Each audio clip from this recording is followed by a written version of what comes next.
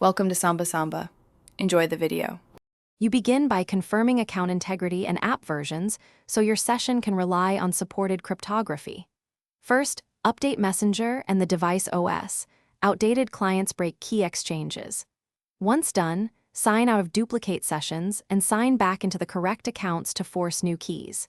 Next, check app permissions for camera and microphone. These don't change encryption, but prevent hiccups during verification. Make sure both devices are on stable networks, so initial handshakes complete without timeout or fault. Now you re-establish end-to-end keys by forcing a fresh handshake.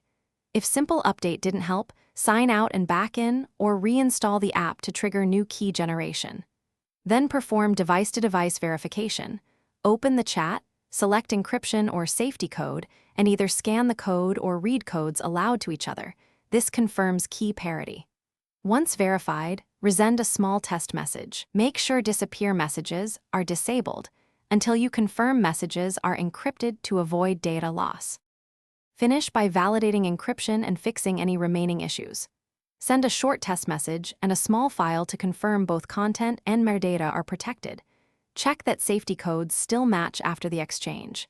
If you encounter mismatched keys, immediately revoke active sessions for the other device, then repeat verification one device at a time. If problems persist, restart both devices, clear app cache, and reconnect networks. This resolves stale state. Tip: if verification repeatedly fails, try a different network. Some proxies block key handshakes. Thanks for watching. Consider subscribing if we helped you.